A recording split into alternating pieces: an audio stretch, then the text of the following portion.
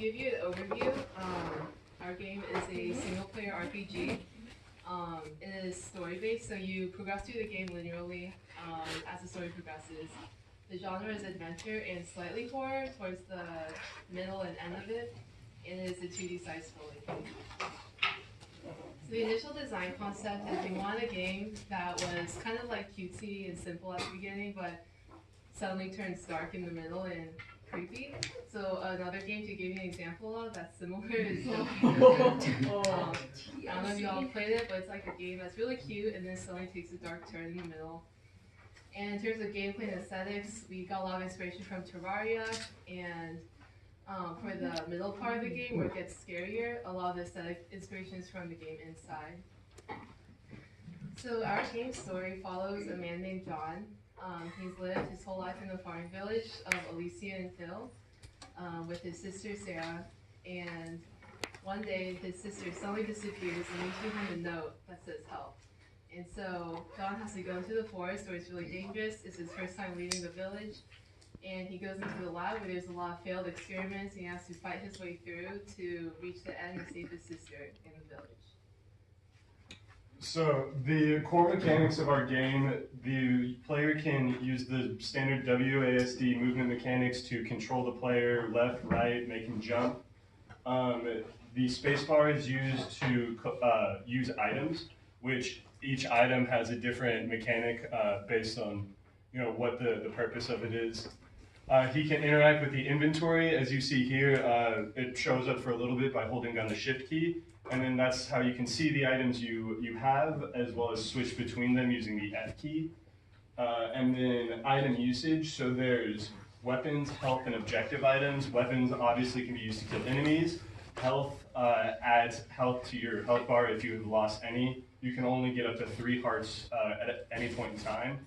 And then objective items like keys or something along those lines to unlock doors and reach new levels.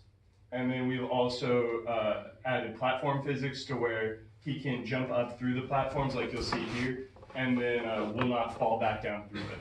So basic platforming mechanics. And then dynamics. So as Kathy said, the game is completely story driven, so John can interact with NPCs who kind of direct him on how to progress through the story, what objectives to complete next. These might be directly told to the player, like here, where John talks to his sister and it tells him that he needs to go find the key to let her into the house.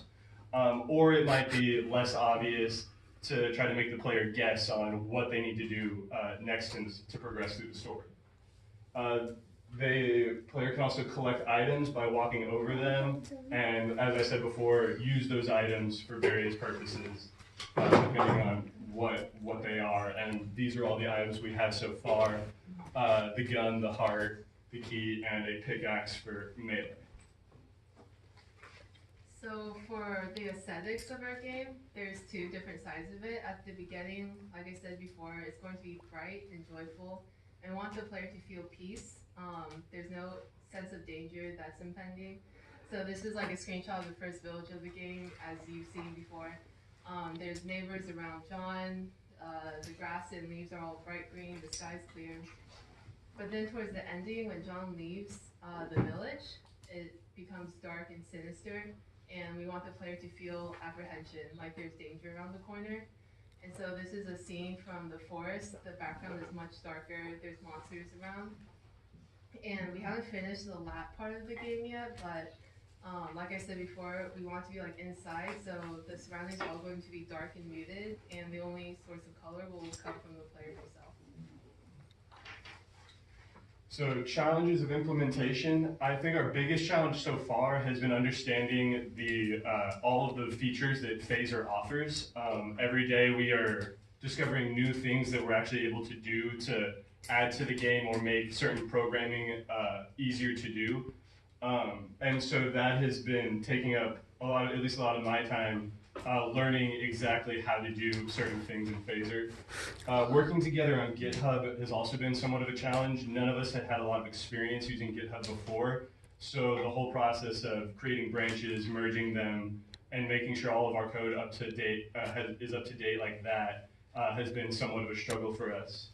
Bugs and item functionality, we're not always able to get the items to function exactly how we would want them to. We're cleaning out a lot of those bugs now, but once we get them, we want to add more items, and so hopefully we can add those without as many bugs as in the first ones.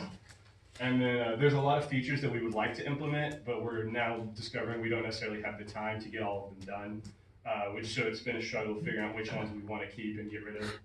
And then lastly, technically programming animations and hitboxes has been something we haven't been able to do yet. We have our basic walk animation, but for some reason we've tried to add others and we've been unsuccessful.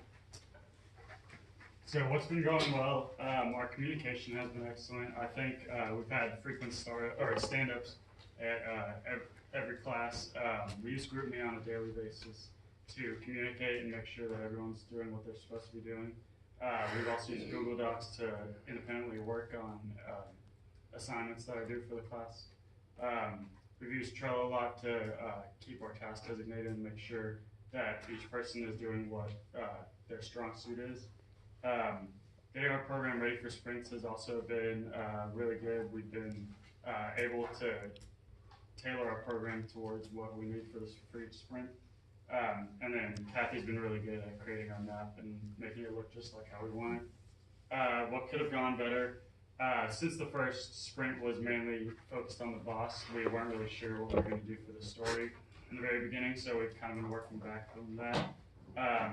Our time management is also could have been a little bit better because sometimes you have to complete a task, but it's dependent on someone else's task to be completed first. And then less procrastination. Sometimes we've been letting stuff get pushed back to Sunday and Monday. Lessons learned. We've learned that we have to remain fluid with our ideas to make sure we can implement what really needs to be implemented, and cutting out some of the stuff that we would like but isn't really necessary. It's important to be accountable to yourself and your teammates to make sure that everyone can complete their task. Meeting in person has also been really important to make sure that everyone is actually doing what they're doing. Only communicating online can sometimes let people slack off a bit. And then peer programming has also been really good because sometimes you can't catch a bug on your own. You need some extra set of eyes on it. And then using branches in GitHub. We learned that the hard way because we kind of messed everything up in the beginning because of merges that weren't proper. And any questions?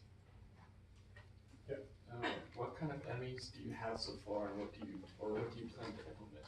So right now we only have one basic enemy. He's a one-hit kill with any weapon, and we kind of just created him to have a placeholder so that we could practice on him the functionality of the rest of the game.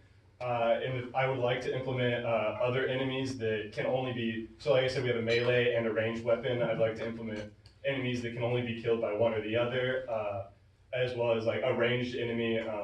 So basically just things to make the game a little bit harder, because right now he basically has a gun and can go through and shoot anything without taking any damage.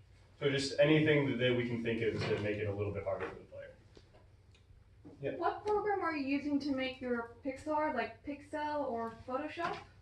We use Piskel and Photoshop, yeah. We also took some of the tile maps from OpenGameWare. Awesome. Anything else? I heard of Patty and Mr. Miles. It's kind of like an Animal Crossing game. Okay. At first. Cool. Oh. Yeah, at first. Anything else? All right, so you did building bullets. Yeah. Yeah. Didn't you tell us to? It's like it probably took all your programming abilities to figure that out. Right? It was really tough. It did. It was a struggle to remember animations all the way from middle school PowerPoint. Yeah. So I really appreciate you doing that. Your MDA stuff is not quite right. You go back to mechanics.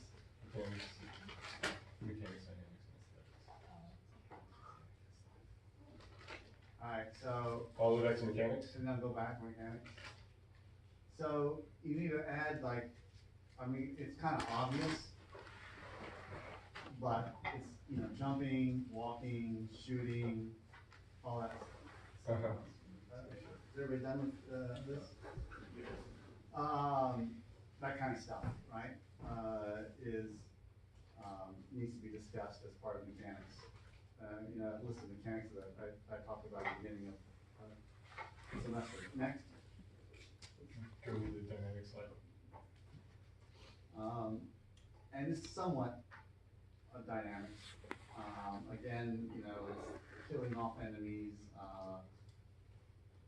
That might be the only thing that's added on this thing, right? 'Cause, Well, I tried to mention the killing enemies when I discussed the items, but I could have gone into that a little better. it's okay. Next, the dynamics actually is the best part. Okay. The aesthetics though, again, this is the visual aesthetics. And there's the whole part of the aesthetics, the gameplay aesthetics part that's missing from here. And so revisit the gameplay aesthetics, that was discussed, that I lectured on in the beginning of the class and add those into these. The gameplay aesthetics would actually be the same from the beginning into the end. Visual aesthetics, changes over time. Gotcha. And probably the music, I don't know whether you're gonna have chances to change the music, because that's a kinda nice to have. We do have music on every level now. We did not, I actually just implemented all of it last night. So Wow. I did not add it to the PowerPoint yet. Cool. And good for you for taking on GitHub.